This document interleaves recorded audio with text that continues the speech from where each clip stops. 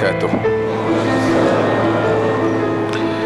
Alhamdulillah, nahmaduhu wa nasta'inuhu wa nastaghfiruh wa na'udzu billahi min syururi anfusina wa min sayyiati a'malina. Man yahdihillahu fala mudilla lahu wa man yudlilhu fala hadiya lahu. Asyhadu an la ilaha illallah wahdahu la syarika lah wa asyhadu anna Muhammadan abduhu wa rasuluh, amma ba'd. Pertama, saya pohon kemaafan kerana terlewat sebab saya pergi ke rumah majlis perkahwinan, kenduri wedding, kahwinannya si Jamil.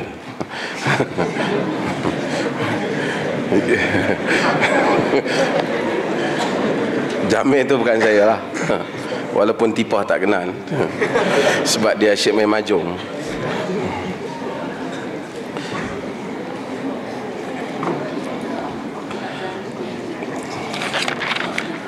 Kita masih lagi dalam bab hifdz sir, bab memelihara rahsia.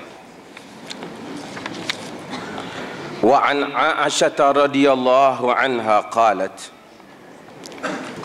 kunna azwajun nabi sallallahu alaihi wasallam indahu lam yughadir minhunna wahidatan fa aqbalat Fatimatu tamshi ma tukhti'u mishyatuha min mishyati Rasulillahi sallallahu alaihi wasallam syai'an falamma ra'aha rahhaba biha wa qala marhaban bibnati thumma ajlasaha an yaminihi aw an shimalihi thumma saraha fabakat bukaan shadida falamma ra'a jaza'aha saraha الثانية فضحكت فقلت لها خصك رسول الله صلى الله عليه وسلم من بين نسائه بالسرار ثم أنت تبكين فلما قام رسول الله صلى الله عليه وسلم سألتها ما قال لك رسول الله صلى الله عليه وسلم قالت ما كنت أفشي على رسول الله صلى الله عليه وسلم سره فلما توفي رسول الله صلى الله عليه وسلم قلت عزمت عليك بما لي عليك من الحق لما حدثتني ما قال لك رسول الله صلى الله عليه وسلم فقالت أما الآن فنعم أما حين سارني في المرة الأولى فأخبرني أن جبريل كان يعارضه القرآن في كل سنة مرة أو مرتين وأنه عارضه الآن مرتين وإني لا أرى الأجل إلا قد اقترب فاتق الله واصبري فإنه نعم السلف وأنا لك. قالت فبكيت بكائي الذي رأيت فلما رأى جزعي سارني الثانية فقال يا فاطمة أما ترضين أن تكوني سيدة نساء المؤمنين أو سيد نساء هذه الأمة فضحكت ضحك الذي رأيت متفق عليه riwayat Bukhari dan Muslim. Daripada Aisyah radhiyallahu anha, hadis ni Aisyah cerita tentang kelebihan Fatimah, walaupun babnya ialah berhubung dengan bagaimana memelihara rahsia. Aisyah radhiyallahu anha cerita tentang kelebihan Fatimah dalam hadis ni. Saya nak sebut tentang rawi Aisyah ni sebab orang Syiah sering kali memusuhi Aisyah. Mereka tuduh dia perempuan sundal, perempuan jahat dan seumpamanya. Khianat kepada Nabi SAW.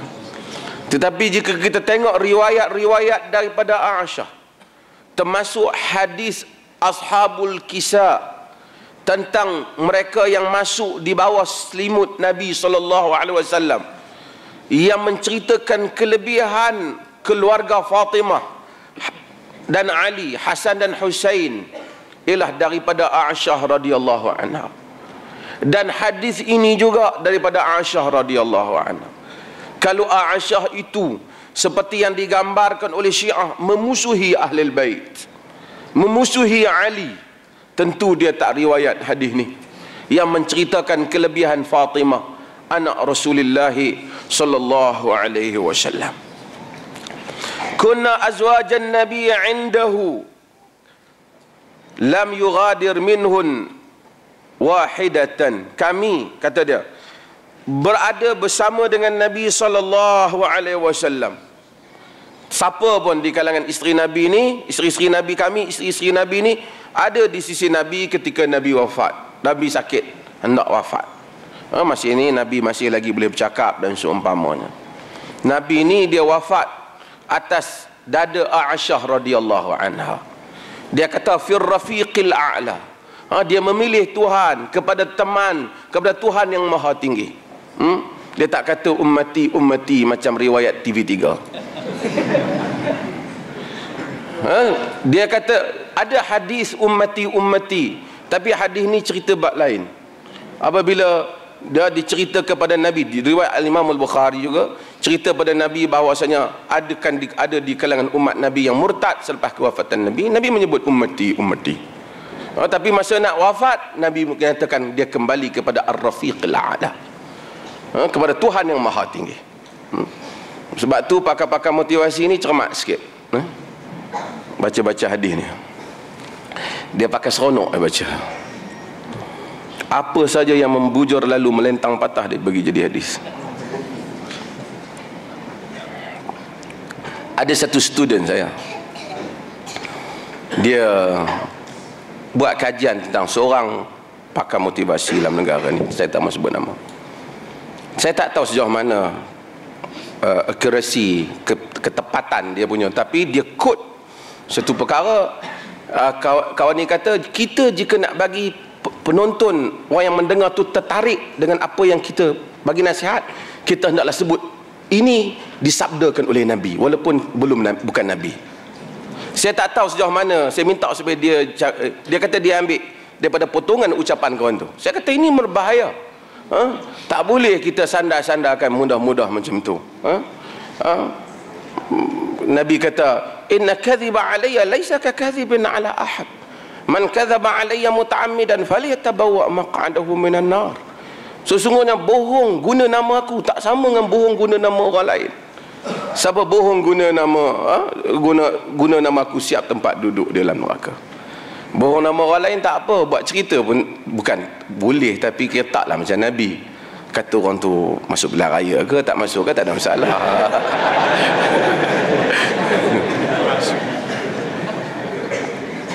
Semua orang sibuk duk tanya pasal pilihan raya. Nak jumpa orang pun segan. Saya boleh bagi tahu kawasan tanding, tak boleh bagi tahu lagi lah. Tapi saya boleh bagi tahu kawasan yang kalau saya nak bertanding, iaitu kawasan balak. Pasal tentu dah untung. Tak apa tuan-tuan, lambat lagi. Kita tunggu dulu macam mana. Okey. Fa aqbalat Fatimah tamshi ma tukhti'u mishyatuha min mashyi Rasulillah sallallahu alaihi wasallam. Fatimah datang kepada Nabi sallallahu alaihi wasallam. Kata Aisyah, Fatimah ni berjalan sewujud macam jalan Nabi. Fatimah ni macam Nabi, pergerakan dia macam Nabi. Anak Nabi sallallahu alaihi wasallam. Bila Fatimah datang, falamma ra'aha rahhaba biha. Bila Fatimah datang, Nabi tarhibkan dia. Rahaba, sebab tu Arab kata marhaban. Marhaban. Ini musim Maulid kan, kita kata marhaban ya Rasulullah. Marhaban ya Rasulullah. Marhaban tu selamat datang lah. Selamat datang. Orang-orang Bani Najjar kata tala'al badru alaina kepada Nabi. Walaupun riwayat itu dia anggap tidaklah kuat, tetapi ahli-ahli sirah dalam bab-bab yang seperti itu, hatta Imam Ibn Qayyim juga sebut, dan ahli-ahli sirah menyatakan riwayat puisi itu tidak, bait-bait itu tidak disandarkan kepada Nabi. Bani Najjar dan orang yang menyambut Nabi menyebut tala'al badru alaina, walaupun ia tidak menjadi hujah syarak, tetapi ahli-ahli sirah tasahul, bermudah-mudah sedikit dalam bab-bab yang seperti itu. Maka kerana apatah lagi tala'al badru alaina itu disebut dalam kebanyakan kitab-kitab lama dan baru, di kalangan ahli-ahli ilmu, termasuk di kalangan ahli-ahli sirah dan ahli-ahli hadis sendiri. Tak apalah, tarhib. Tapi tak adalah bila tarhib Nabi datang dalam majlis. Setengah orang dulu dia faham bila tengah-tengah marhaban Nabi mari, maka kita pun bangun. Sebenarnya itu tak berapa tepat lah kan. Dan kita kena tahu bahawasanya Nabi SAW, Nabi ni dia sebenarnya dia tak suka kalau dia datang orang bangun. Dalam hadis yang diriwayatkan oleh Al-Imam Tirmizi, Anas menyatakan lam yakun syakhsun ahabbu ilaihim, yakni ila ashabin Nabi, tak ada orang yang lebih para sahabat sayang lebih daripada Nabi SAW. Lebih tak ada. Kata wa kanu idza ra'awhu lam yaqumu ilaihi lima ya'lamuna min karahiyatihi lidzalik. Dan sahabat-sahabat Nabi ni bila dia tengok Nabi, mereka tengok Nabi datang, mereka tak bangun kepada Nabi kerana mereka tahu Nabi tak suka. Nabi tak suka kalau dia main majlis pakat bangun, dia tak mau. Walaupun maka menjadi sunnah seperti yang disebut oleh Syekhul Islam Ibn Taimiyah rahimahullah ta'ala dalam fatwanya, bahawasanya sunnah adat nabawiyah itu tidak bangun kepada orang bila datang, dia duduk di tempatnya. Kemudian orang tanya Ibn Taimiyah rahimahullah, bagaimana jika satu kaum tu memang orang bangun, bila orang masuk dia bangun, terutama orang besar, orang apa. Kata Ibn Taimiyah, kalaulah sekiranya dengan tak bangun itu boleh menimbulkan masalah, salah sangka, buruk sangka, dianggap kita tidak beradab dan seumpamanya, kerana mereka tak faham, maka tidak menjadi masalah untuk kita bangun kerana meringankan mudarat yang lebih besar katanya. Dan ada riwayat oleh Al-Imam Al-Bukhari tentang Sa'ad bin Mu'adh, apabila Sa'ad bin Mu'adh balik daripada menjadi wakil Nabi untuk mengambil tindakan kepada kaum di Khaybar, Nabi SAW menyebut qumu ila sayyidikum, bangun kamu kepada tuan kamu, sayyid kamu, yakni Sa'ad bin Mu'adh. Ada kala Nabi bangun apabila Nabi suruh sahabat bangun sambut dia. Dan Fatimah ni juga dalam sebagian riwayat-riwayat yang lain, Nabi kadang-kadang bila tengok orang lain dia tak bangun, tapi bila tengok Fatimah ni dia bangun. Dia sayang kat anak dia ni. Sebab tu bahkan Nabi ni sayang kat cucu dia. Dia duduk tengah berucap di mimbar, dia tengok Hasan dan Husain masuk, dia pernah turun pergi ambil cucu dia. Dia sayang kat anak cucu-cucu dia. Sebab itu apabila Al-Husain bin Ali yang dibunuh di Karbala, Karbala di Iraq, kata Karbala, Karab dan Bala, Karab wa Bala.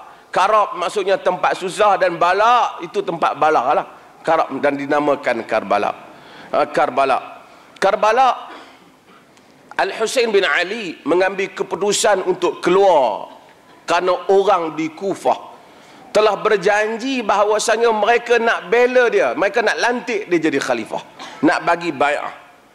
Al-Husain bin Ali terperdaya dengan janji ni, dan dia pergi, dia keluar pasal ada krisis bagi kerajaan Yazid.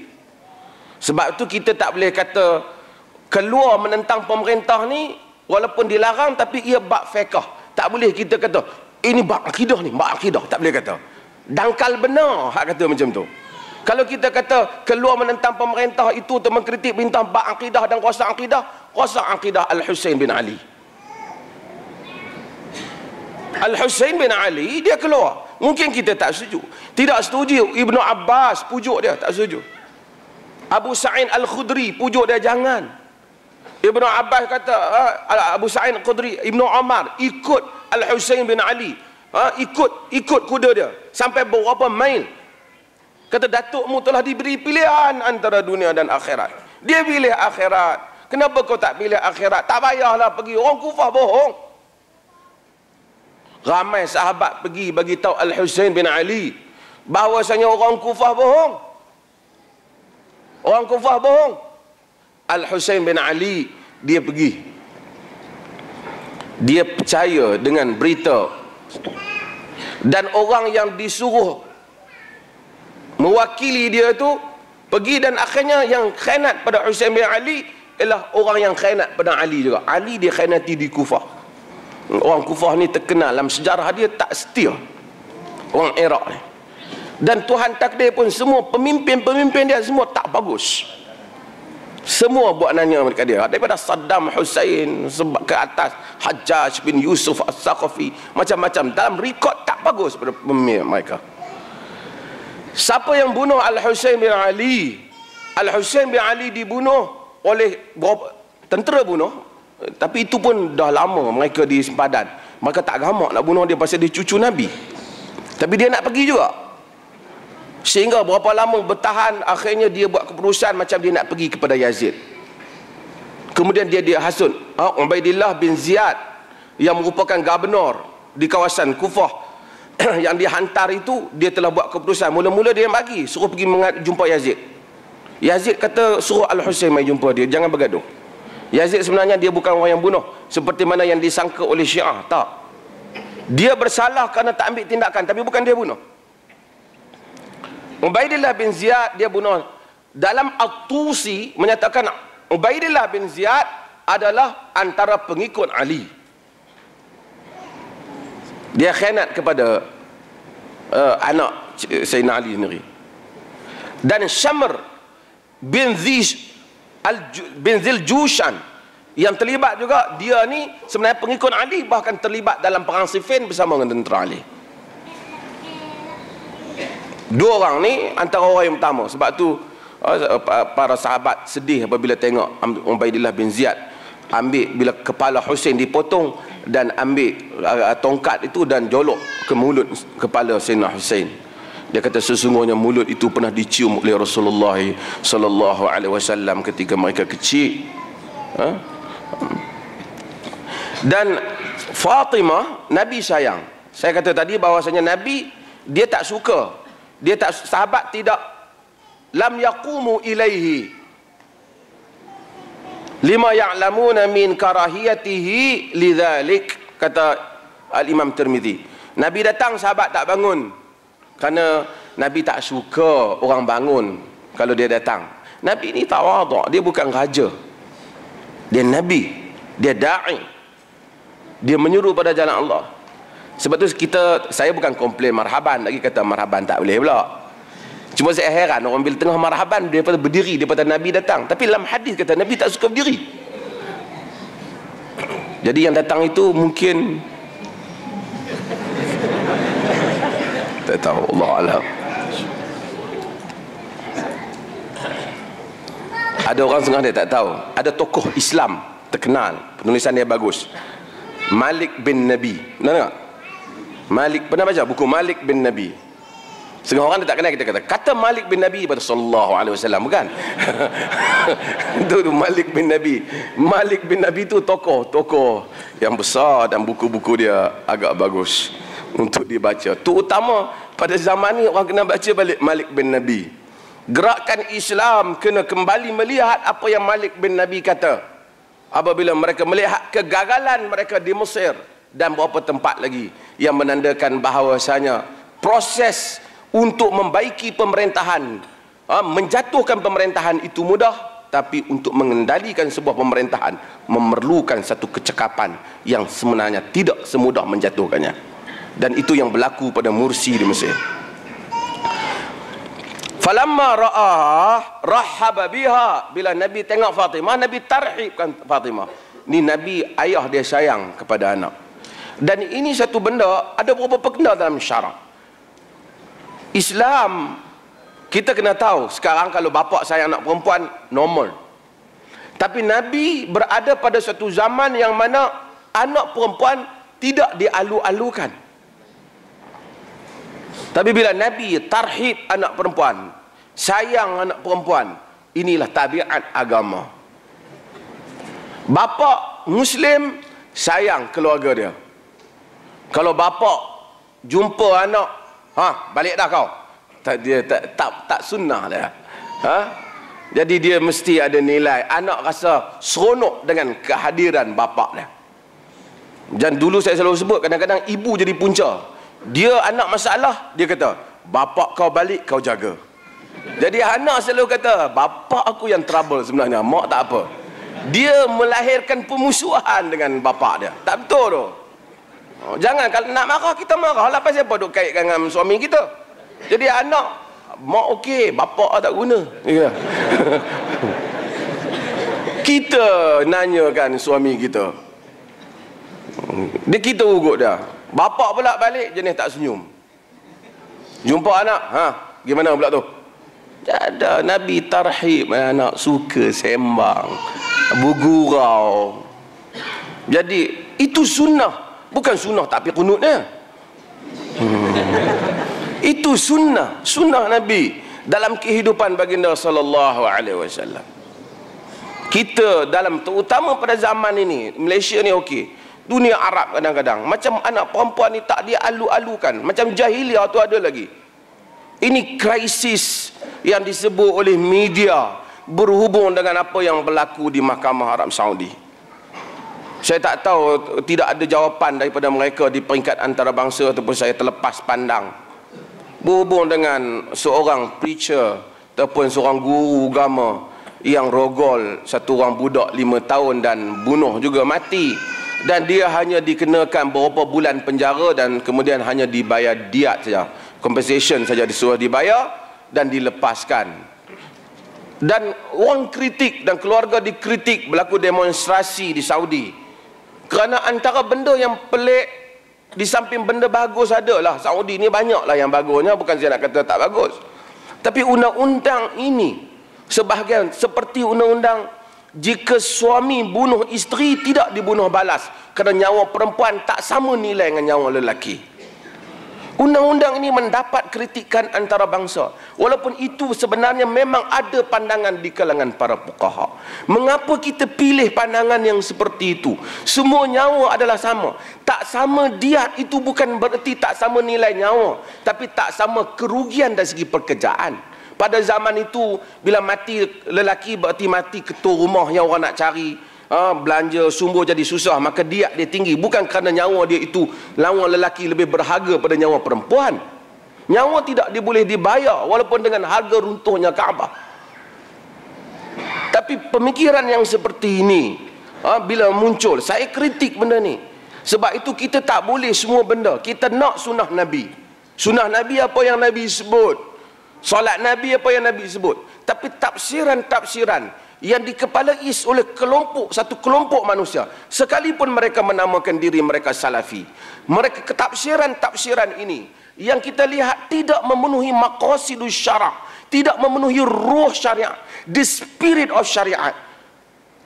Tafsiran-tafsiran yang tidak memenuhi apa yang dikehendaki, the purpose behind the rulings, kaedah ataupun tujuan di sebalik hukum Allah Azza wa Jal, patut dilakukan i'adatun nazar, patut dilakukan, dikembalikan berfikir semula tentang pandangan-pandangan seperti ini.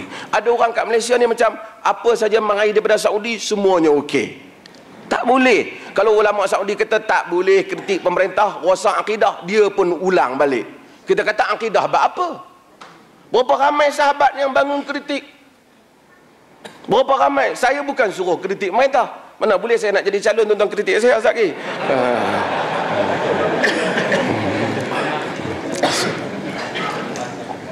Tapi saya sebut bahawasanya telah di dalam Islam ada tokoh yang hebat seperti Abu Bakar Siddiq. Siapa di kalangan umat ditimbang semua iman umat tidak sama dengan iman Abu Bakar Siddiq. Tapi pada hari dia naik memerintah, dia tidak pernah menggunakan satu perkataan bahawasanya kamu kenal aku siapa? Aku Abu Bakar Siddiq tahu. Nabi kata apa ke aku? Dia tak pernah kata. Dia tak kata benda tu. Kau tahu tak lah? Nu ayat Quran, idh huma fil ghar idh yaqulu li sahibihi la tahzan innallaha ma'ana. Ketika mereka berdua dalam gua, ketika dia berkata pada sahabatnya, jangan kamu berduka cita, sesungguhnya Allah bersama dengan kami, bersama dengan kamu. Hak berdua tu salah seorangnya aku, bukan kamu. Kamu tahu? Jadi kalau kamu nak mengkritik pemerintahan aku, faham-faham je lah. Abu Bakar tak kata. Abu Bakar orang yang paling susah sekali untuk menstabilkan politik Islam. Kerana Nabi SAW, apabila dia memerintah, dia ada dua. Pertama, dia Nabi dan dia pemerintah. Jadi orang antara dua nak kritik dia tak boleh sebab kedudukan dia sebagai Nabi. Jadi cuma sahabat sentiasa duk tanya, wahai Rasulullah, adakah ini wahyu ataupun ini pendapatmu? Dan Nabi kata ini adalah macam Hubbab bin Munzir. Ahadhi manzilatun anzalakah Allah? Adakah ini wahyu yang Allah turunkan kau pilih tempat ni, ataupun ini harb wal makidah, ataupun ini peperangan dan tipu daya? Nabi kata tak, ini peperangan dan tipu daya. Walaupun riwayat ini sedikit disebut tidak kuat kan, tapi disebut oleh Ibn Ishaq dan dikatakan sedikit ada inqita'. Tapi Nabi kata bahawasanya ini adalah perancangan. Dia kata kalau begitu kau pilih tempat yang lain. Tapi bila Abu Bakar naik memerintah, dia tidak ada status kenabian. Dia terpaksa membawa diri sebagai seorang insan yang bukan nabi dan pemerintah. Ini satu keadaan baru. Omar tak apa, Abu Bakar dah mula. Abu Bakar nak kena stabilkan politik ini, iaitu di mana satu orang manusia yang memulakan pemerintahan selepas Nabi yang tidak berstatus Nabi, dan dia membenarkan orang mengkritiknya. In ata'tullaha wa rasulahu fa'inuni. Jika aku taat Allah dan Rasulnya, tolong aku. In asaitullaha wa rasulahu fala ta'ata li. Jika aku hadraka Allah dan Rasul, jangan taat padaku. Dia stabilkan premis ini dalam pengurusan pemikiran siasah ahli sunnati wal jamaah.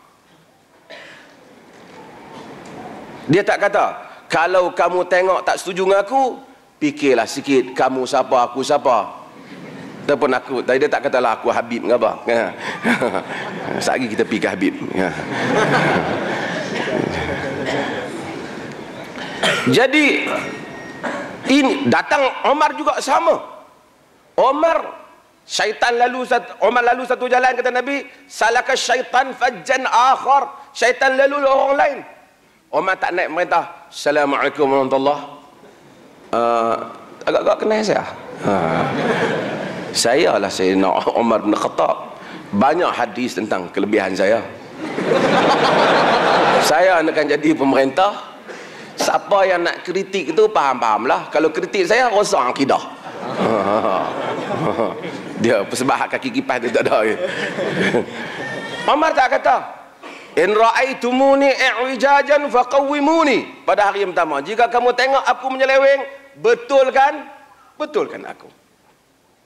Islam tak ada konsep wilayatul faqih seperti yang Khumaini kempen bahawasanya di mana faqih mewakili Mahdi, yang mana tidak boleh dikritik faqih seperti tidak dikritik Mahdi. Sehinggalah kita tengok sebahagian puak masuk ke dalam negara ini menyatakan mengkritik pemerintah masalah akidah dan menggunakan nama sunnah, perkara yang tidak dikenali oleh salaf ummah. Dan orang bangun mengkritik Abu Bakar dan Umar dan seumpamanya. Patut mereka lah.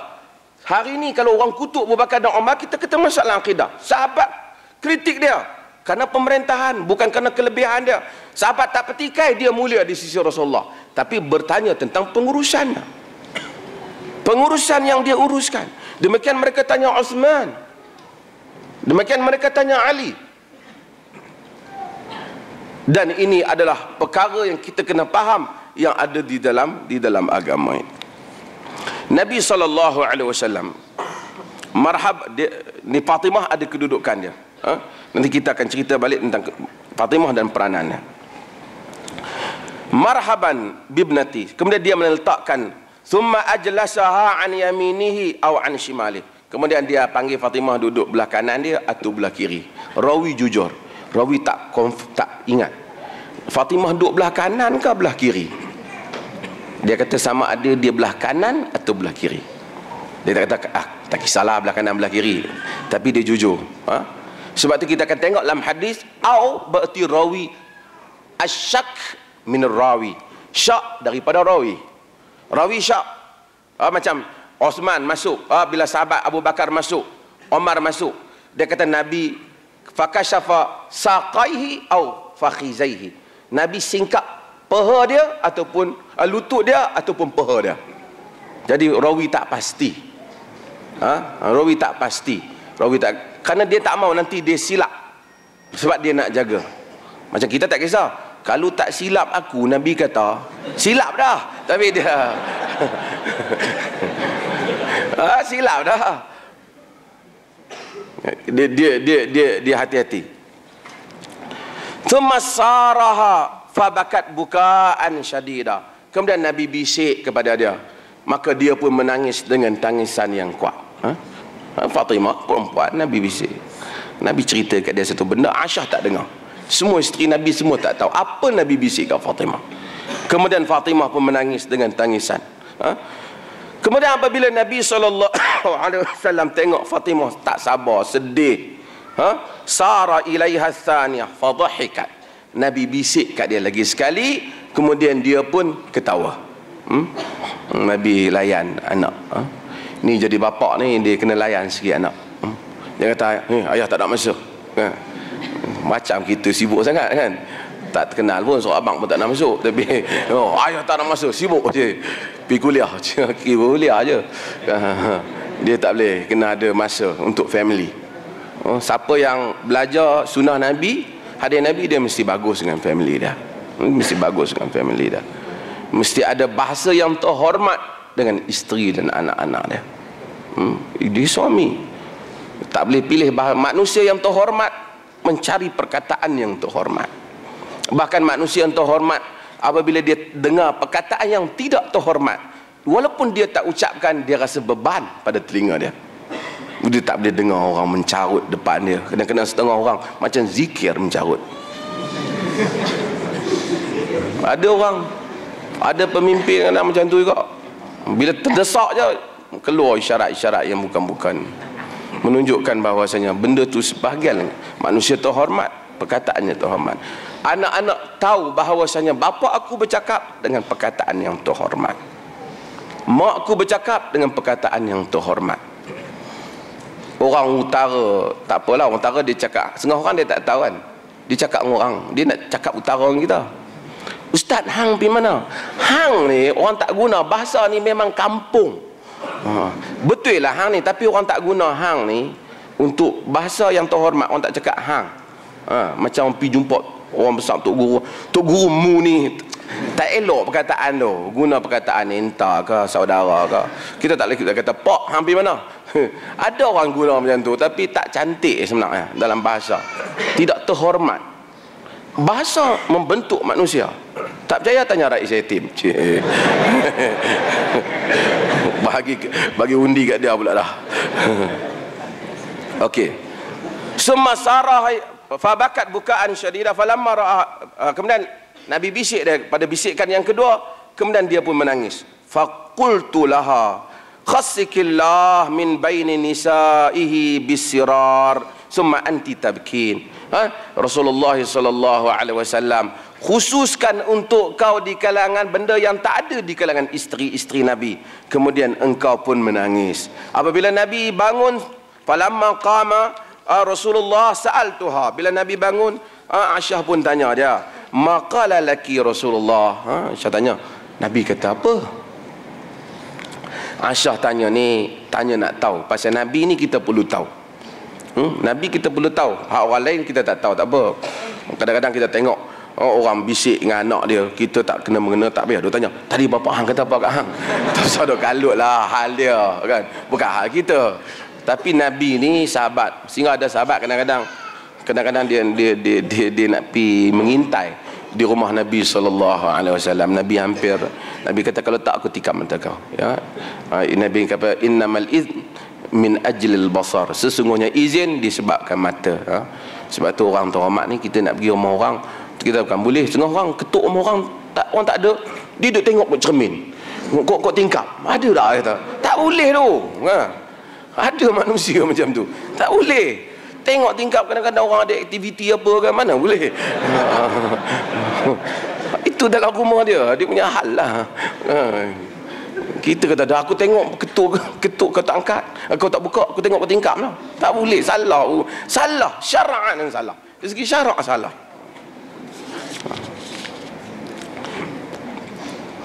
Qalat ma kuntu afshi ala Rasulillah sirrahu, aku tidak akan menceritakan sir ataupun menceritakan rahsia Rasulullah sallallahu alaihi wasallam. Fatimah tanya, Aisyah tanya apa dia? Aku tak mau cerita, ni rahsia. Kalau maksudnya kalau Nabi nak benarkan kau orang tahu, Nabi cakap terang-terang. Ni dah Nabi cakap perlahan kat telinga aku nak bagi tahu apa? Dia tak suka kau orang tahu lah. Jadi dia bagi khas untuk Fatimah. Nabi tak ada, Nabi tak ada benda yang kepentingan awam, Nabi hanya bagi tahu kat seorang. Benda hak Nabi bagi tahu kat Fatimah berkaitan dengan diri Fatimah. Kau tak ada, kau Nabi bagi tahu kifiat solat sekian-sekian, khasiat zikir sekian-sekian, hang seorang tahu, orang lain jangan habaq. Nabi tak buat kerja macam tu. Macam gen baru je dapat tauliah cakap banyak. Nabi tak akan buat benda macam tu. Nabi tak akan buat seperti mana yang didakwa oleh setengah orang, bahawasanya ini wasiat khas Nabi untuk kumpulan tertentu yang hanya boleh didapat melalui guru tertentu. Tak ada. Kerja ni Nabi tak buat. Nabi sebab tu di kalangan ahlul kalam, ilmu kalam sebut sifat Nabi antaranya tabligh. Nabi menyampaikan. Nabi bukan katman, Nabi bukan menyembunyikan, dia sampaikan. Dia tak mungkin. Ni kita nak kena tahu juga. Nabi tak mungkin buat hal ni. Dan kemudian kita kadang-kadang dia kata, jom kita pergi mengaji kat guru ni, dia ada ilmu ni, hadis ni, zikir-zikir yang orang lain semua tak ada. Tak mungkin. Tanya orang tak ada. Kalau dia kata ni sendirian berhad, dia punya, mungkin. Okey, dia boleh dakwah. Tapi kifiat, khasiat, kelebihan hanya apa yang datang daripada Nabi SAW. Dalam nak zikir, orang boleh sebut nama Allah dengan apa yang dia mahu, lagi mana tak syirik. Tapi untuk mendakwa kelebihan pada lafaz-lafaz tertentu, hendaklah berdasarkan wahyu, sama ada Quran ataupun sunnah Nabi SAW. Falamma tufiya Rasulullah qultu azamtu alayki bima li alayki minal haqq. Bila Nabi SAW wafat, Aisyah kata aku berkata, yakni Aisyah kata, aku berazam, aku minta, aku tuntut kepada engkau dengan hak yang kau mesti tunaikan kepadaku. Hak apa? Dia ibu. Aisyah adalah ibu. Ibu kepada Fatimah dan ibu kepada kita semua, kerana dia wa azwajuhu ummahatukum, dan isteri-isteri Nabi itu adalah ibu-ibu kamu. Kemudian orang khilaf Aisyah, adakah masa dia mati, Rasulullah wafat, Rasulullah kahwin dengan dia, adakah dia umur 9 tahun ataupun dia sebenarnya lebih tua pada Asma setahun, umur 17 tahun dan seumpamanya. Masalah ni khilaf, tidak membabitkan akidah. Ada orang kata macam ni pun tak apa, ada orang kata macam ni pun tak apa. Kita tak ada masalah akidah. Jangan setengah orang semua benda masalah akidah. Ini yang saya kata ni tak boleh berbeza pendapat dengan pemerintah ni. Ini masalah akidah ni. Benda Sayyidina Umar tak kata benda tu masalah akidah. Bukan masalah akidah ni, maksud benda yang rosak akidah, rosak kepercayaan, i'tiqad kepada Allah Azza wa Jalla. Benda tu bukan i'tiqad. Benda tu bukan i'tiqad yang terbabit dengan Quran dan Sunnah. Benda tu terbabit dengan masalah. Ada orang nak bela, kata Aisyah ni tak mungkin Nabi kahwin dia masa dia budak-budak. Tak apalah. Tapi ulama-ulama yang kata masa 9 tahun, 9 tahun Arab ni dia bukan 9 tahun Melayu. Masa tu. Tak apalah, benda tak payah berbalah lah. Tapi kita jangan ingat 9 tahun tu. Tapi tengok orang Arab. Saya bawa balik daripada Palestin. Jadi bawa balik daripada Jordan ya. Orang Arab memang besar. Adalah yang Arab ke metod pun dah lah.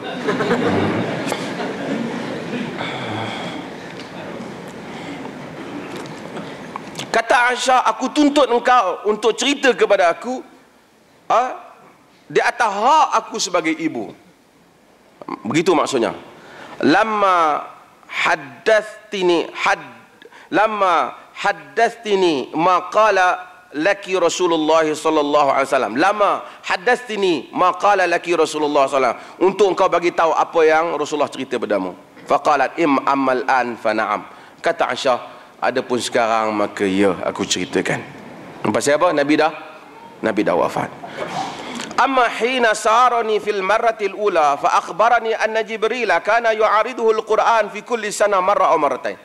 Kata dia, yang pertama masa Nabi bisik, Nabi bagi tahu Jibril biasanya dia membentangkan kepadaku, yu'ariduhu, membentang.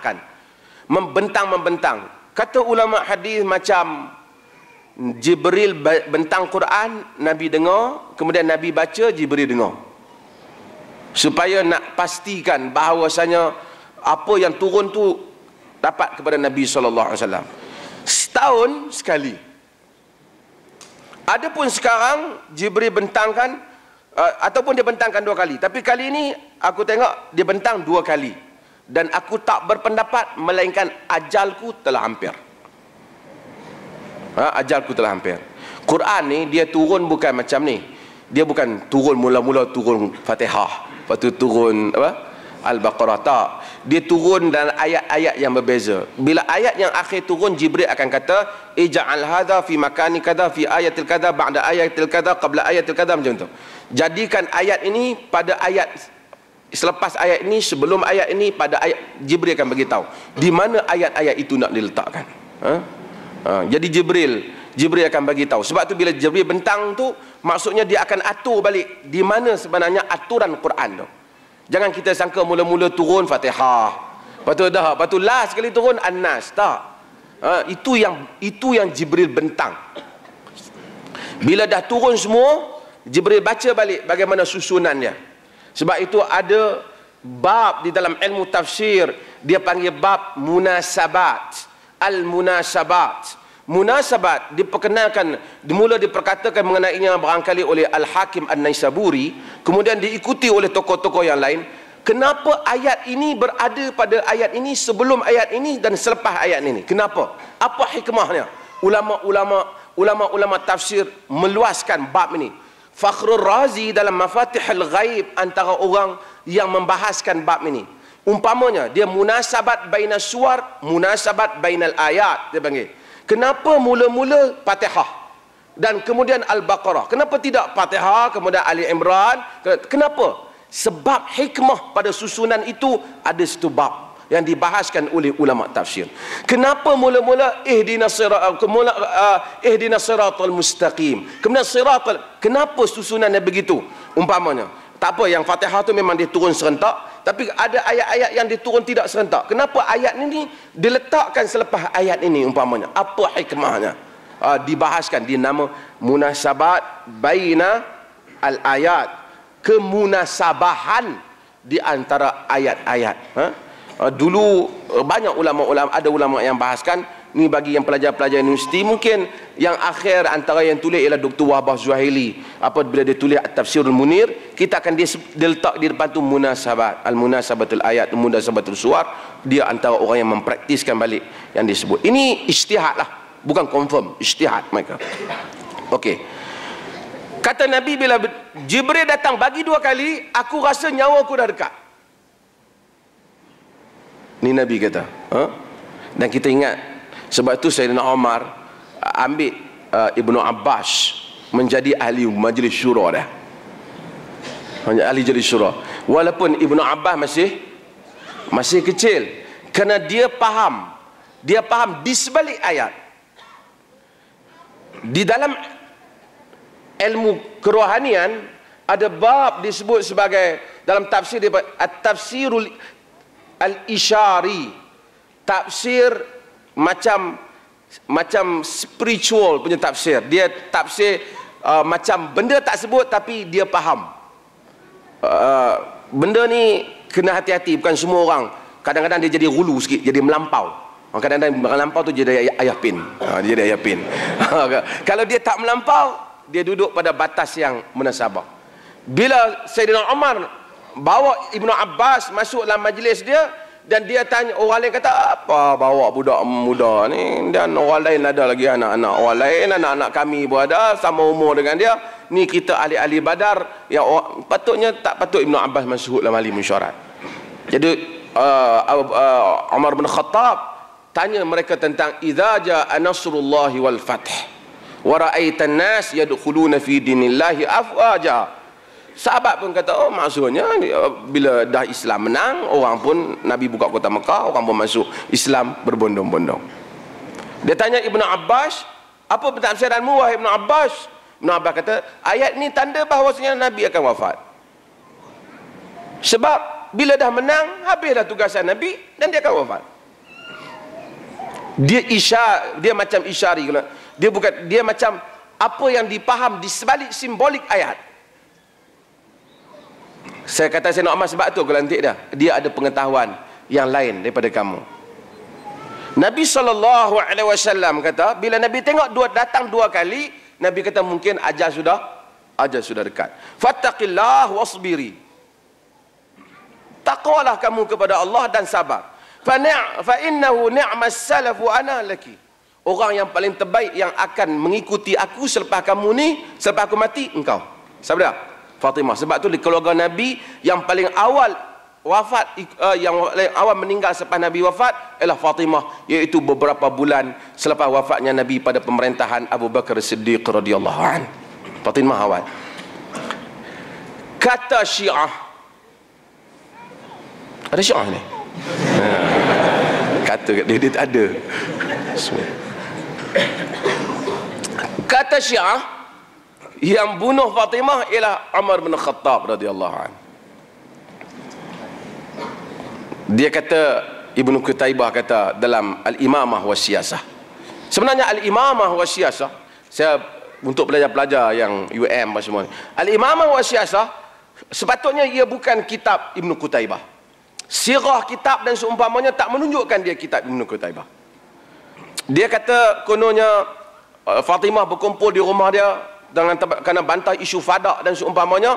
Omar bakar pintu rumah dan Omar tendang pintu tu, dan pintu tu timpa Fatimah, tertikam dada dia, dan kemudian dia wafat. Jadi pembunuh Fatimah ialah Omar. Kemudian dia pun menangis. Hak buat cerita yang awal tu lama dah. Yang kemudian ni tak tahu apa, pergi kat kubur menangis, laknatkan Omar dan seumpamanya. Di atas cerita yang tak benar. Saya bukan nak cerita anti mazhab sini, tak. Bukan ni sectarian issue. Saya bukan nak bangkitkan isu mazhab, tapi kita jangan tangisi di atas benda yang tak benar. Orang buat cerita sedih, kita percaya, kita menangis. Macam orang tengok gambar Hindustan menangis, padahal Shah Rukh Khan berapa banyak dapat duit. Ya, kita pun menangis. Tak apalah kan, kita hayati dah, kita experience benda tu. Tapi cerita yang tak benar, manusia hidup di atas benda yang tak benar, di atas mazhab yang tak benar, diwarisi, dilaknat, dikutuk. Sebenarnya memang Fatimah antara yang awal meninggal. Dia lebih awal. Kita tahu, kita bagi tahu dulu, yang awal isteri Nabi meninggal ialah Zainab binti Jahash. Iaitu dia meninggal pada zaman pemerintahan Umar bin Khattab radhiyallahu anhu. Bila isteri Nabi tanya, ayyuna asra'u luhuqan bika ya Rasulullah, siapa yang paling cepat di kalangan kami yang akan mengikuti engkau ya Rasulullah? Nabi kata, walau kunna yadan, yang paling panjang tangan. Jadi isteri Nabi ni bila berhimpun masing-masing tarik tangan, ukur siapa yang paling panjang. Wa kana atwaluna yadan Saudah, orang yang paling panjang tangan yang ialah Saudah binti Zam'ah. Sehingga dalam riwayat Bukhari, walaupun ada waham dalam riwayat itu, walaupun orang khilaf waham datang daripada siapa, tapi waham berlaku dalam riwayat Bukhari, dia kata Saudah lah yang akan mengikuti Nabi yang paling awal. Saudah memang tangan panjang bila diukur, tak di dinding memang panjang. Tapi yang meninggal yang paling awal ialah Zainab binti Jahsh. Kerana maksud atwalukum yadan, maksud yang paling suka menderma. Dan Zainab binti Jahsh, dia ada industri kecil di rumah dia. Dia jahit kasut, dia jahit baju, dan dia jual, dan dia ambil duit tu dan dia derma. Itu tabiat Zainab, isteri Nabi SAW. Nabi ada isteri banyak. Ni sebab bab kata orang apa? Wong banyak isteri murah rezeki. Saya tahu Kak Yati tak setuju, tapi saya kata artinya Zainab di kalangan isteri Zainab, tapi yang awal di kalangan kaum keluarga Nabi dan semua orang yang Nabi sayang ialah Fatimah radhiyallahu anha. Fabakaitu buka'il ladzi ra'aiti, dan aku pun menangis dengan tangisan yang kau lihat. Falamma ra'a jaz'i sara nisaniya, apabila Nabi tengok aku sedih, tak sebab Nabi SAW bisik untuk kali yang kedua.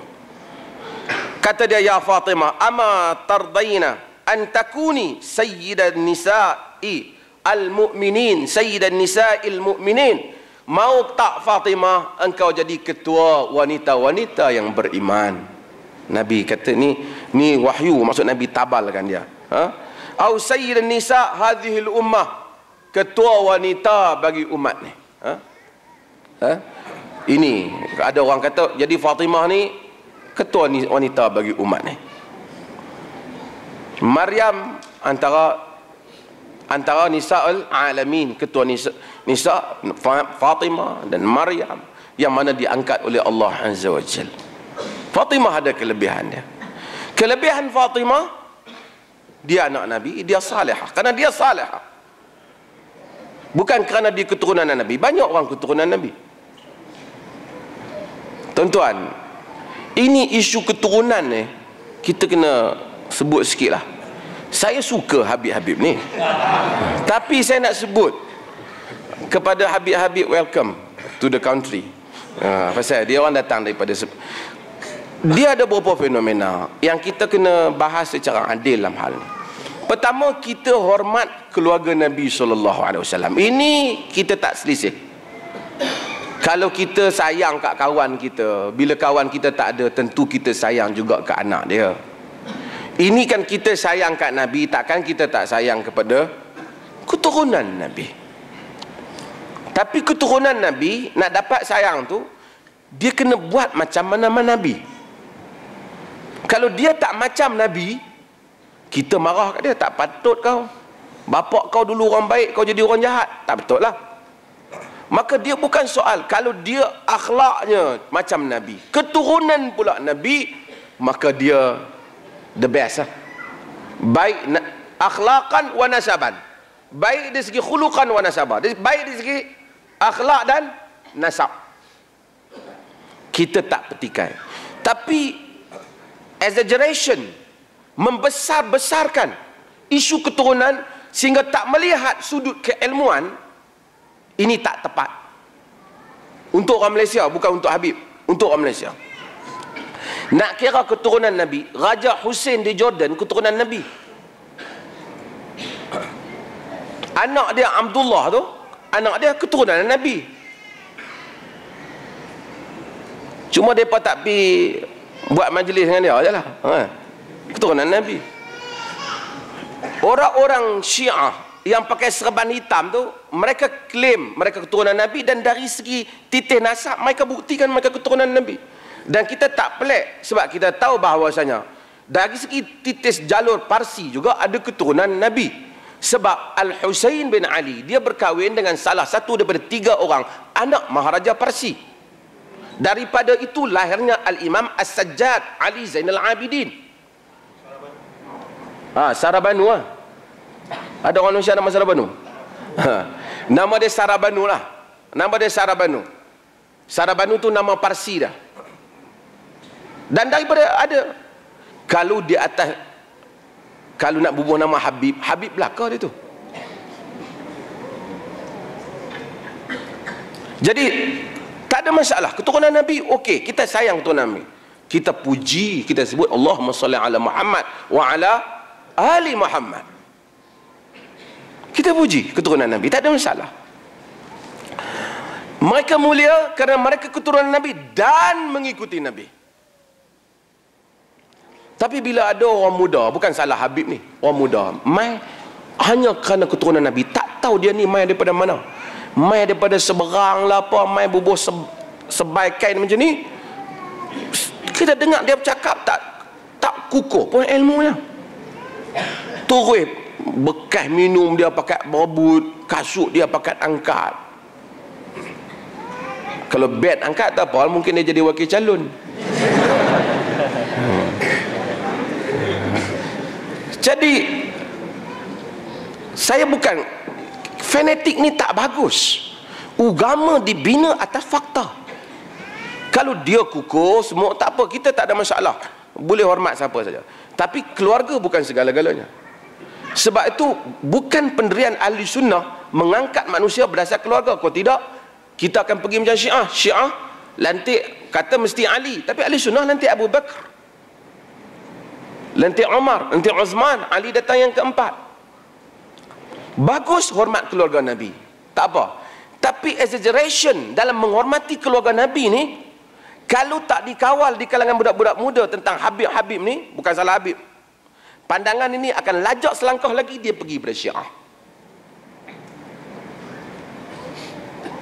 So be careful, berhati-hati, ada batasnya. Dan kita tahu dia tak akan ambil Habib tempatan.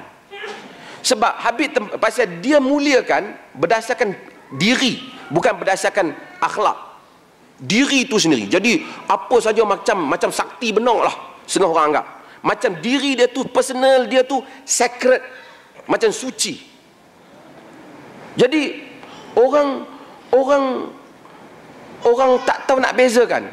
Sebab itu dia kena main daripada seberang. Bukan saya kata semua daripada seberang tak baik, ramai juga yang baik. Main-main sebab kita tak tahu dia kecil macam mana. Kalau kan kita kata alah, aku tahu sekolah itu nakal, ni jadi Habib pula. Jadi tak boleh. Habib, pemain tempatan tak boleh jadi. Dia kena pemain import dalam masalah ni. Pasal baru kita boleh tahu. Jadi orang boleh cerita daripada kecil dia keluar kan, masa hari lahir sendiri bercahaya bulan mai. Bulan di Kelantan banyak aja. Jadi orang jadi keliru. Saya tak apa, saya bukan anti Habib ni, jangan misquoting saya pula. Tapi kalau dia ilmu bagus, akhlak bagus, betul pula keturunan Nabi, kita memang respect lah. Kita respect. Tapi jangan main sekarang ni banyak sangat tengok semua jadi Habib sekarang. Tapi tuan-tuan boleh jadi Habib bukan mau, jika mau. Tapi jadi Habibi. Ya Habibi, wahai kekasihku. Jadi Arab ni dia bercinta, dia memang panggil ya Habibi. Kat kita pun kalau kawan mendengar ya Habibi, kalau perempuan ya Habibti ataupun ya Habibati. Jadi Habib jugalah. Habib tu Habib, Habibi tu kekasihku.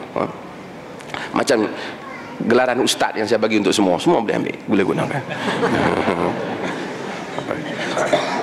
Sayyidun nisa'il mu'minin atau sayyidun nisa' hadhil ummah. Kemudian fadhahikat dhahkil ladzi ra'aiti, maka aku penggelak dengan gelak yang engkau tengok. Fatimah gelak. Orang tanya Ibnu Umar, hal kana ashabu Rasulullah sallallahu alaihi wasallam yadhakun, adakah sahabat-sahabat Nabi gelak? Kata Ibnu Umar, kanu yadhakun wal imanu fi qulubihim mithlul jabal. Mereka itu gelak, ketawa, tapi iman di dalam hati mereka bagaikan bukit. Kita kalau gelak lupa semua kan. Dan Fatimah dia gelak, dapat berita yang gembira, gelak. Dan tak salah dalam agama ini juga untuk orang gelak apabila dapat perkara yang baik. Wallahu taala alam. Kita buka pada sesi soalan.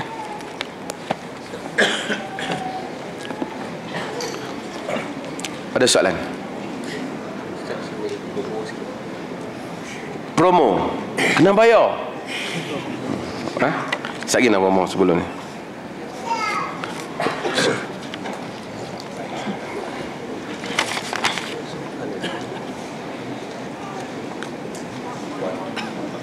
Sebahagian soalan ni saya dah jawab. Jadi bila saya jawab, saya jawab ringkas lah. Saya dengan meraihkan mungkin ada sahabat-sahabat yang baru. Masyarakat di Malaysia didedahkan dengan pengajaran lafaz niat untuk solat, sedangkan kita perhati ramai juga ustaz-ustaz menegur orang masuk solat kerana tersangkut-sangkut perbuatan lafaz niat. Tuan-tuan, Nabi kata idza qumtum ila salah, idza qumta ila salah fakabbir. Bila kamu berdiri untuk salat, maka kamu pun mula dengan takbir. Allahu akbar. Ada niat tak bila kita takbir? Tentu ada niat. Tapi kalau kita Allahu akbar, niat ni bukan menyusun kata-kata di dalam minda, bukan. Niat ni azam nak buat. Macam saya nak cakap ni, tak boleh kata semua perkataan yang keluar ini kena tak sempat diniatkan maka tersangkut-sangkut. Tak mungkin. Semua perkataan ini dengan niat, kan? Saya kata tanpa nyamuk kita makan nasi, semua dengan niat. Ambil pen tulis, bukan sengaja aku nak tulis huruf A, sengaja tulis huruf B. Mana macam tu? Azam yang datang kita tulis. Jadi ini kita salah konsep dalam masalah niat. Lalu kita duk rasa nak atur perkataan. Tapi jika ada orang Allahu akbar, kita ditakdirkan kita pegang tangan dia. Kita tanya nak buat apa? Aku tak tahu benda apa ni. Duk takbir hari raya ke, takbir semayang ke, takbir seronok, aku tak tahu ni. Dia tu ada masalah. Tapi mana ada Allahu akbar kita pegang tangan buat apa? Tentu nak solat. Jadi tuan-tuan tak payah duduk sabut benda ni, takbir solat. Setengah orang sandarkan kepada Al-Imam Syafi'i rahimahullah. Mereka kata Imam Syafi'i kata kena lafaz. Sebenarnya tak benar. Hatta An-Nawawi rahimahullah, bila dia menyebut tentang perkataan Syafi'i ini, dan disebut juga oleh Al-Imam Ibn Qayyim dalam Zadul Ma'ad, An-Nawawi juga sebut. Dia kata apabila Al-Imam Syafi'i kata innaha laysat kas-shaum la yadkhuluha illa bil-lafz. Sesungguhnya semayang bukan macam puasa, tidak dimasuki semayang itu dengan lafaz. Bukan maksud lafaz niat, tetapi maksud lafaz takbiratul ihram. Kita punya definition dah betul. Salat itu perkataan dan perbuatan yang dimulakan dengan apa? Takbir. Kita mengaji betul, dan disudahi dengan sapu muka, dah disudahi dengan salam.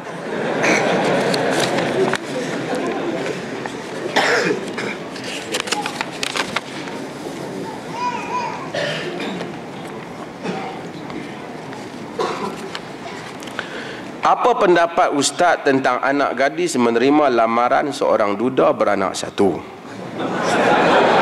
Ada kat sini? Walaupun lelaki tersebut baik agamanya, akan tetapi ibu si anak gadis tidak setuju. Macam mana?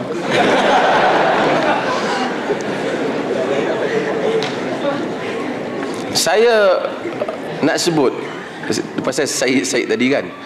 Ada orang, sebelum saya berjawab, ada orang oleh kerana dia keturunan Said Sharifah, dia tak bagi anak dia kahwin melainkan dengan Said juga.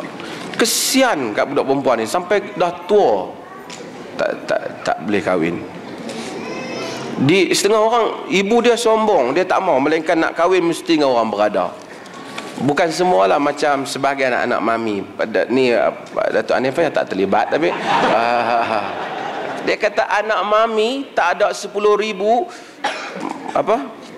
mami simpan dalam cermin ni dah. Jadi ini salah sebenarnya. Jika datang ke idza ja'akum man tadana dinahu wa khuluquhu fazawwiju. Bila datang dalam hadis Tirmizi, bila datang orang yang kau redha akhlak dan agamanya, kau kahwin dengan dia. Tapi ibu boleh konsult anak, boleh bagi pandangan. Kadang-kadang pandangan anak singkat.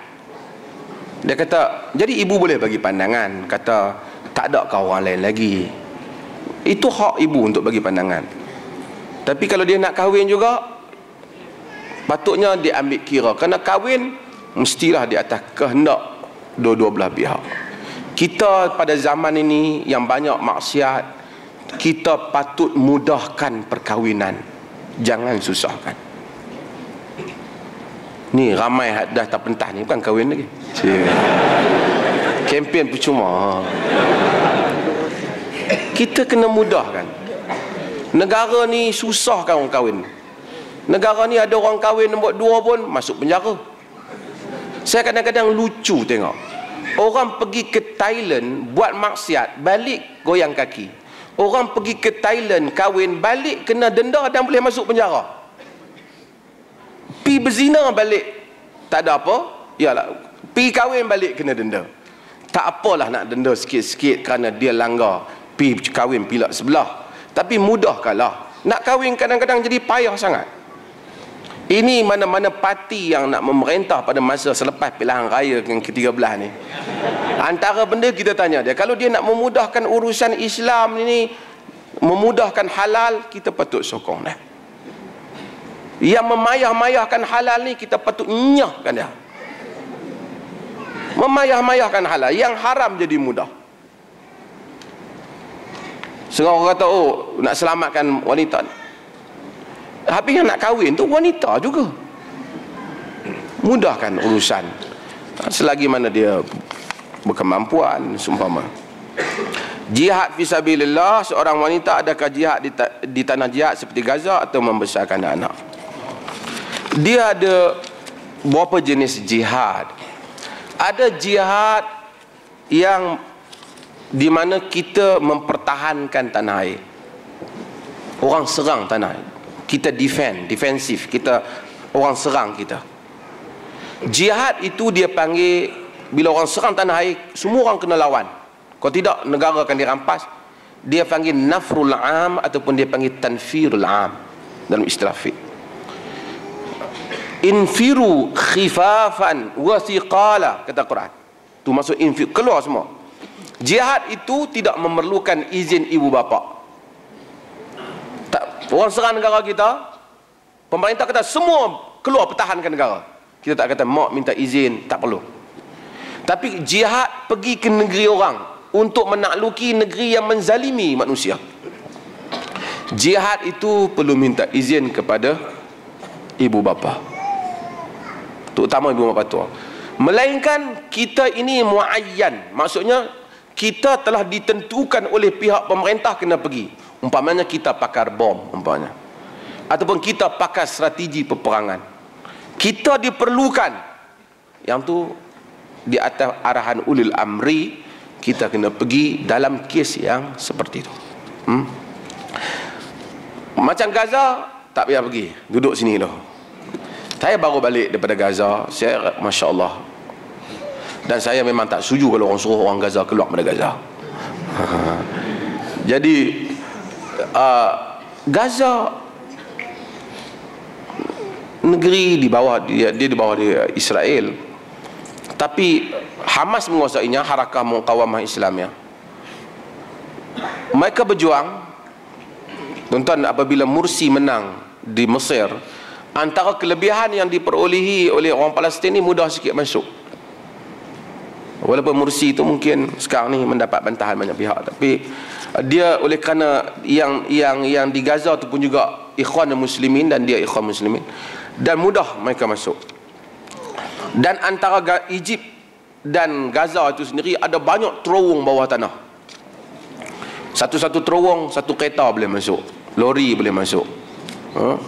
Katanya 1000 terowong yang masih berfungsi, 300 terowong. Jadi no wonder lah kalau tuan-tuan tengok mereka ada senjata, mereka ada apa macam-macam boleh masuk. Walaupun mereka tertindas, mereka lawan, dan mereka boleh buat roket launcher tu yang boleh launch daripada Gaza kena Tel Aviv. Itu yang menyebabkan Israel agak takut ke belakangan ni nak serang mereka. Walaupun Israel kadang-kadang boleh serang. Kami pergi, saya tengok malam-malam saya pergi dengan sahabat-sahabat, mereka berjaga malam, pemuda-pemuda. Tu saya kata antara benda yang nak masuk Kataib Al-Qassam, Brigade Al-Qassam tu, mesti seorang yang hafal Quran satu juzuk paling kurang, dia kata. Melazimi solat subuh berjamaah. Kalau sampai seminggu pun dia kena boleh ambil tindakan. Dan tidak boleh merokok. Yang mana merokok kena pecah lah. Jadi tak boleh merokok. Dan kami pergi secara kebetulan pada malam tu tengok anak Perdana Menteri sendiri antara yang mengawal sempadan. Dan mereka memang berjuang mereka memang berjihad mempertahankan bumi Palestin. Israel dakwa jumlah tentera gerila ni 20,000. Mereka sebenarnya tak ada tentera kerana mereka otonomi, mereka hanya boleh ada polis. Tapi Al-Qassam telah menjadi tentera bagi kerajaan Ismail Haniyah tu, yang mana memang tuan-tuan tengok siang pakai coat tie, malam menjelma menjadi manusia manusia gerila. Jadi memang hebat mereka jaga negeri itu dan mereka berjuang. Negeri kecil, separuh daripada Perlis, penduduk 2 juta, padat. Padat. Dan pun begitu kita tengok tak banyak mereka minta sedekah kat jalan. Tak ada minta sedekah kat jalan, minta kat kita orang luar, tak ada. Kita pergi ke Mesir, negeri besar, kat airport dia tipu sepanjang jalan.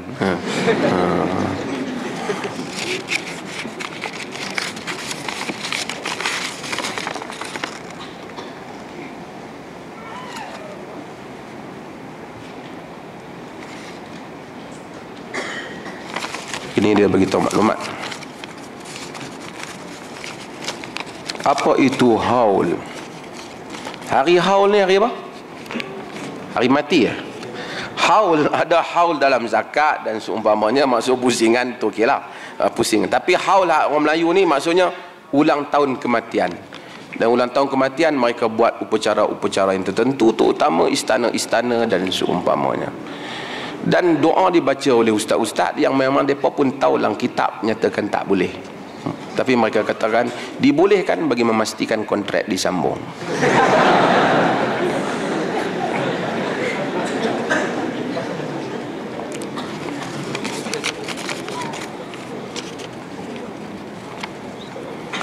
Hak-hak non-Muslim dalam sebuah negara Islam. Ini panjang.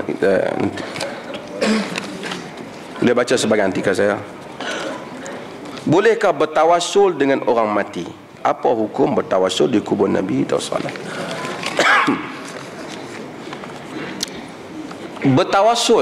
Bertawasul dengan keberkatan, bukan bertawasul minta kepada zat no.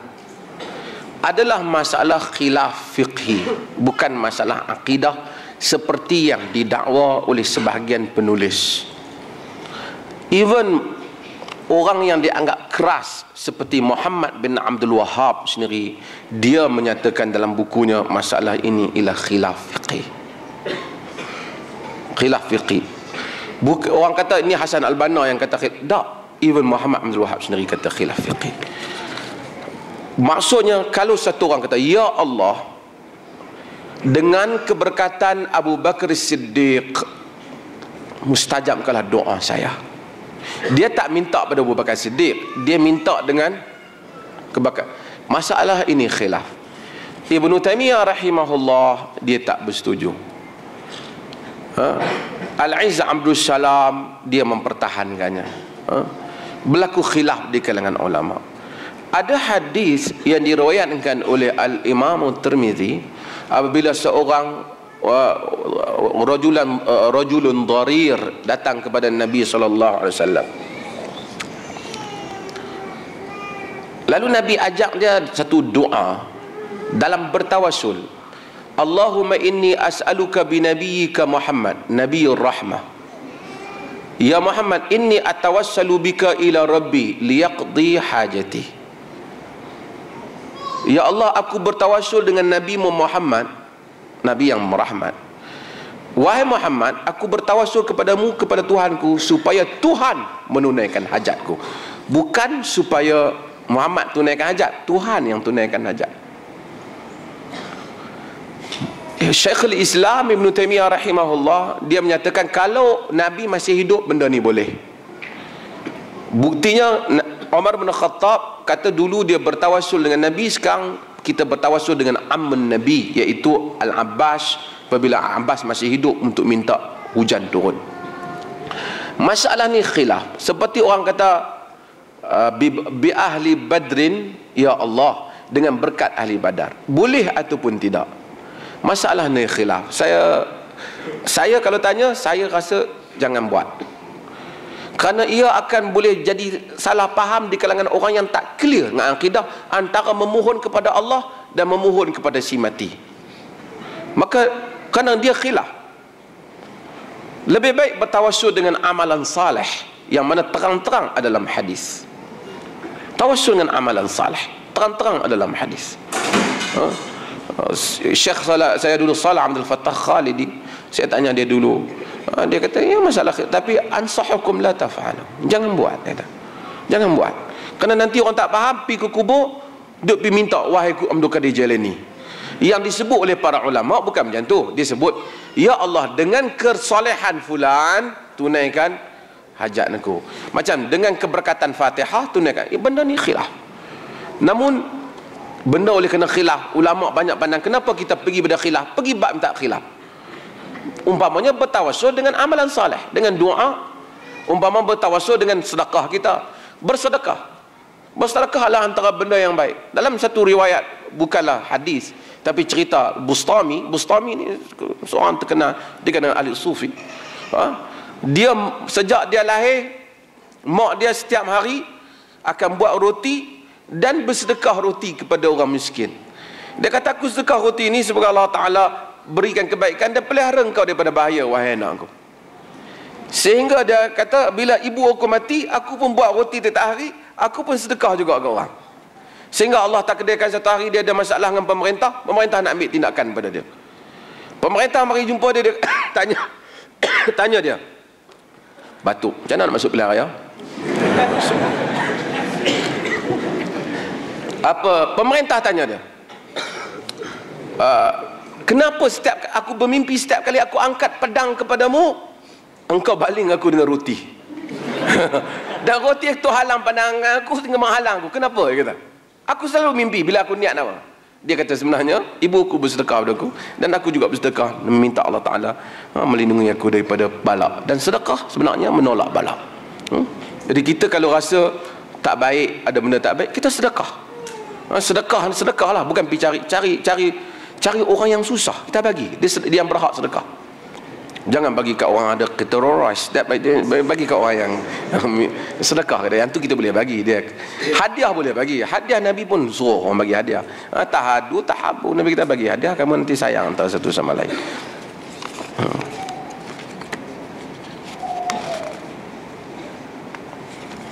Seluak panjang, seluak pendek, itu saya jawab.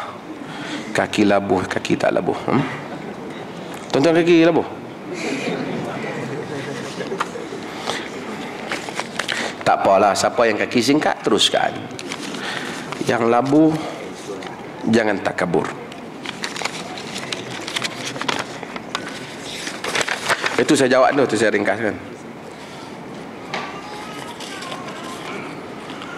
Bagi penjelasan tentang manasik ziarah Nabi Hud alaihi salam yang dilakukan oleh para habib lagi di Bukit Al-Ahqab Hadramaut. Tuan-tuan hadirin dan hadirat sekalian, tidak ada satu pun kubur Nabi yang confirm kubur itu kubur Nabi, melainkan kubur Nabi Muhammad sallallahu alaihi wasallam. Hak lain semua orang cerita. Melainkan Nabi kata kalau aku pergi ke Egypt, nescaya Mesir, aku akan tunjuk di mana kubur Musa. Tapi Nabi tak pergi. Dalam riwayat, masa Amr bin As pergi ke Mesir, mereka jumpa kubur yang dikatakan mayat yang tak reput, yang dikatakan mayat Daniel alaihi salam. Itu disebut.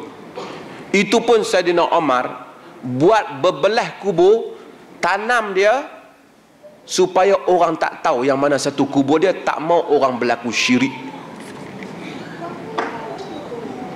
Betapa nak pelihara akidah. Pergi kat Jordan, ada kubur Nabi Shu'aib. punyalah panjang. Tu saya kata macam mana kubur Nabi Syuaib panjang, Nabi Musa pendek? Dia kata tak tahu, ada orang kata kat sana, ada kata kat sini, ada sini. Kita bagi panjang tu.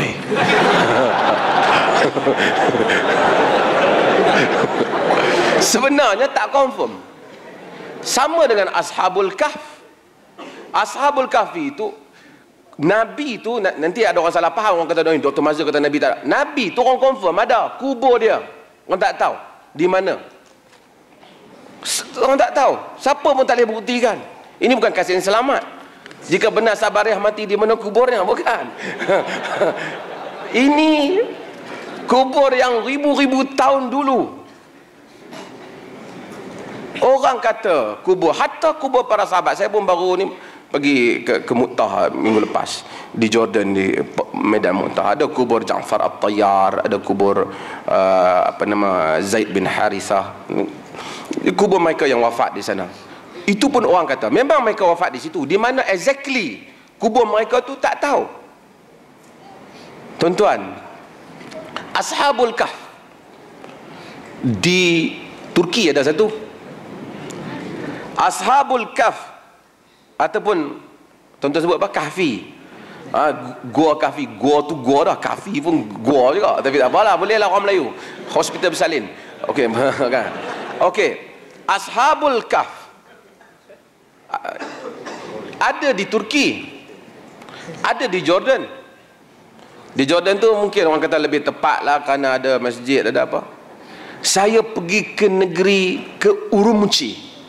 Urumqi ialah salah satu wilayah di dalam negara China.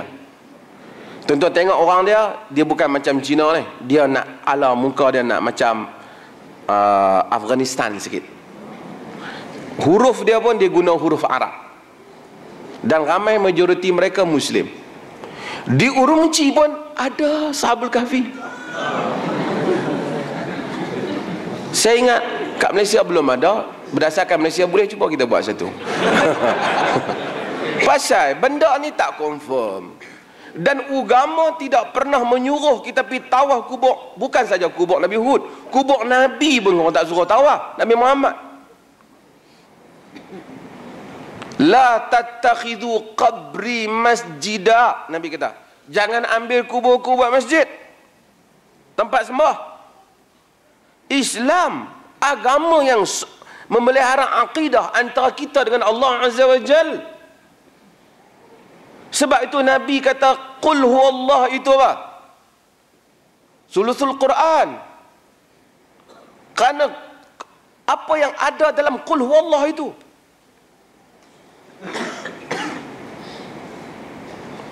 tauhidnya, pergantungan kepada Allah. Sebab iyyaka na'budu wa iyyaka nasta'in.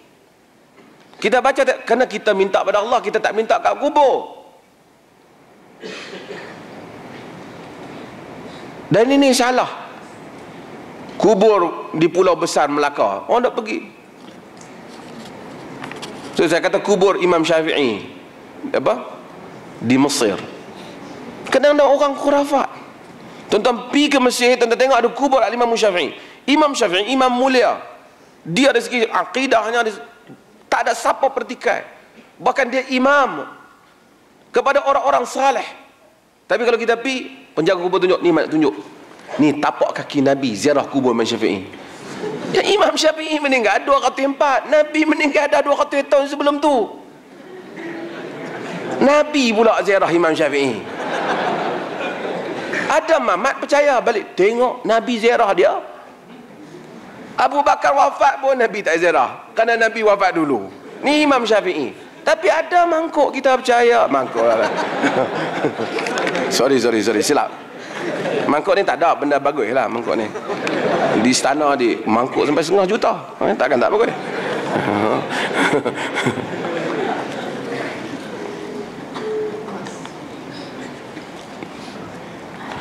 Mohon ceramah Ustaz dendeng dan TV mengenai amalan memohon keampunan makam Nabi dengan membaca ayat 64 surah An-Nisa. Tak ada dalam hadis Nabi sallallahu alaihi wasallam. Beliau menyatakan amalan ini diajar oleh ahli Jumaah. Ahli Jumaah pun dah kena pecat dah sebagai mufti. Habis dah tamat dah, ada yang mufti baru.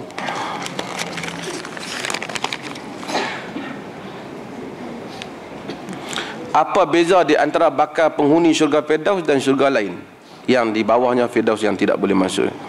Tuan-tuan, antara syurga dengan syurga langit dan bumi, kita tak tahu langit bumi terang mana. Indahnya syurga ini, orang yang akhir masuk rasa dia yang terbaik. Nabi kata, idza sa'altumullah fas'alu firdaus, fas'alul firdaus. Jika kamu minta daripada Allah, minta syurga Firdaus. Minta, jangan kata ya Allah aku tak layak untuk syurga Firdaus. Tak, minta.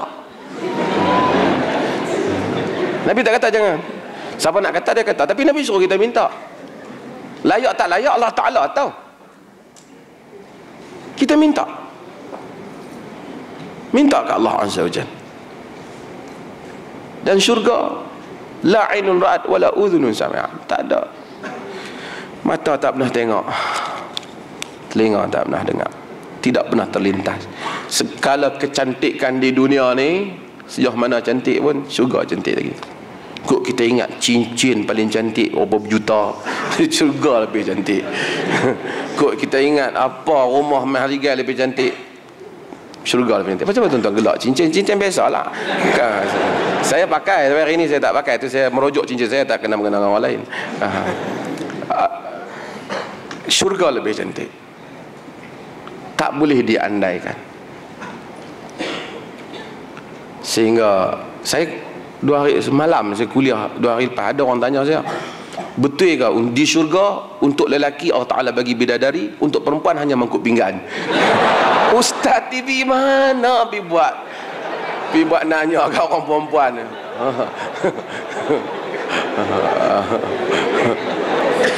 Mentang-mentang orang Melayu memang suka dengan mangkuk pinggan ni.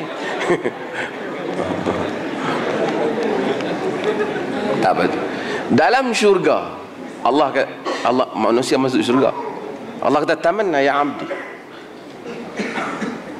Bercita-cita, sebut kehendakmu. Hamba sebut kehendak dia di syurga. Apa saja disebut Allah bagi.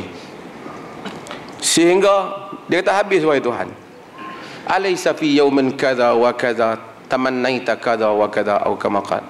Tidakkah pada hari sekian-sekian dulu kau pernah teringin sekian-sekian?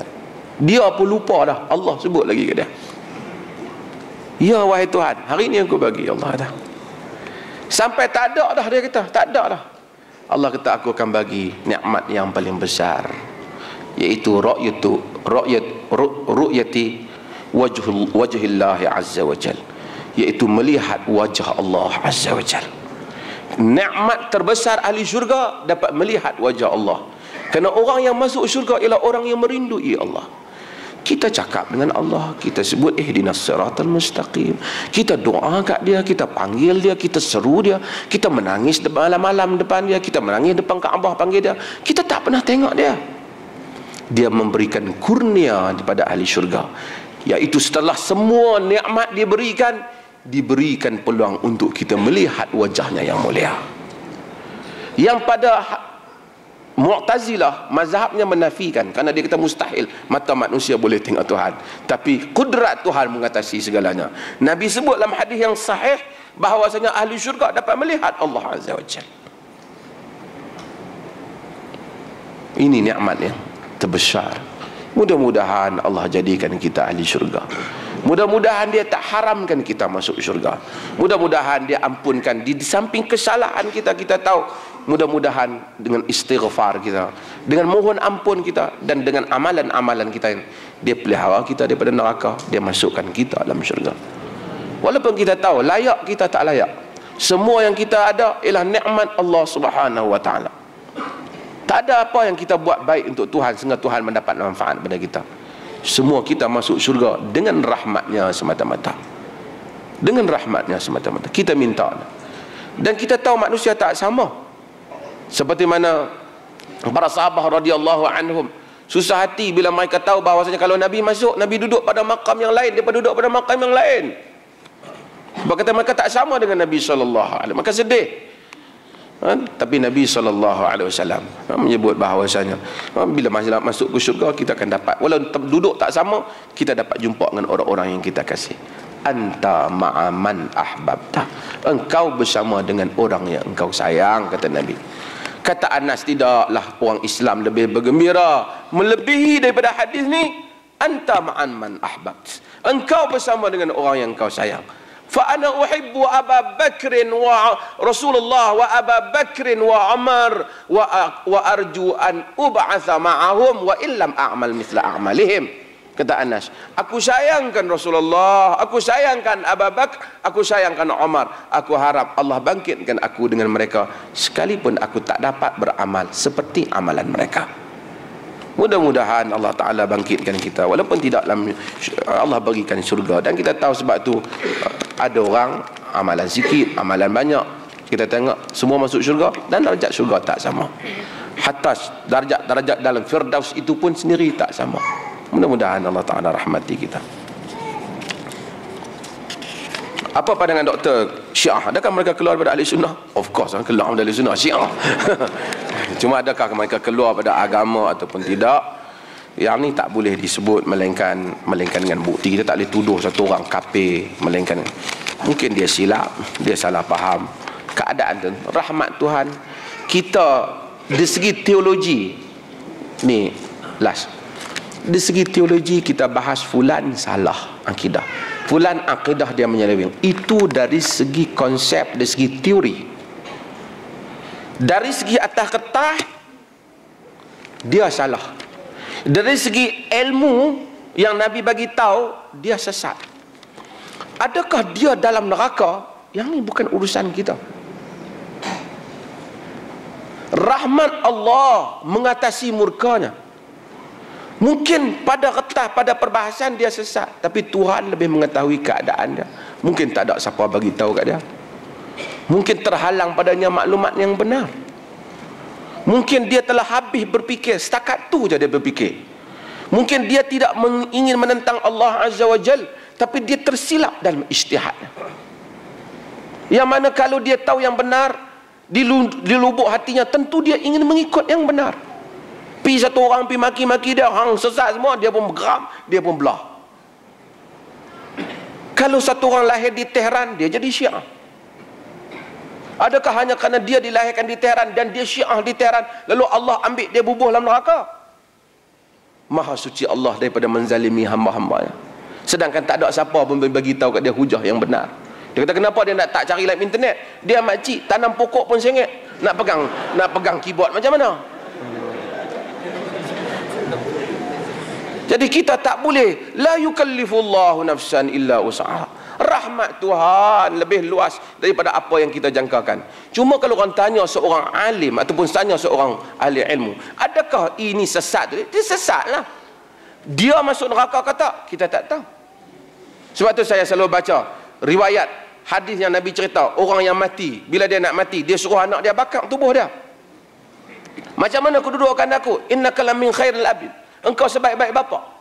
Dia kata kalau macam tu bila aku mati kau bakar aku, pi bagi buang angin kuat, buang kat laut dan buang kat daratan. In adrakani rabbi la a'lamu ma yaf'alu bi. Jika Tuhan dapat tangkap aku tak tahulah dia buat apa kat aku. Allah himpunkan lautan dan daratan. Allah tiba-tiba dia berdiri di depan Allah Azza wa Jalla. Kudrat Allah yang tidak dapat ditandingi oleh sesiapa. Dia katakan apa? Ma hamalaka ala ma fa'alta ya abdi. Apa yang menyebabkan kau buat begini wahai hamba aku? Khaufan min azabika ya Rabb. Takutkan azabmu wahai Tuhan. Tuhan kata apa? Ghafartuka ya abdi. Aku ampun kau wahai hamba aku. Syekhul Islam Ibn Taimiyah rahimahullah bahas hadis ni. Dia kata macam mana dia boleh diampunkan? Pertama sesat akidah dia. Kemudian dia kufur, seolah-olah dia rasa Tuhan ni kalau bakar tangkap tak dapat. Macam dia tak beriman dengan kudrat Tuhan Azza wa Jalla. Tapi oleh kerana tak ada siapa bagi tahu dia hujah yang benar tentang agama yang benar. Tidak ada siapa yang menyampaikan akidah yang benar kepada dia. Dia tak tahu. Mungkin kalau dia tahu, dia takut dengan Tuhan, dia tak buat benda ni. Tapi tak ada siapa pergi cerita kat dia. Tuhan kata, rahmati sabaqat ghadabi. Rahmatku mengatasi murkaku. Tuhan ampunkan dia. Tapi kalau terang-terang dah tahu hukum Tuhan, saja duk pergi buat bakar macam tu, memang tak kena lah. Tapi dia tak tahu.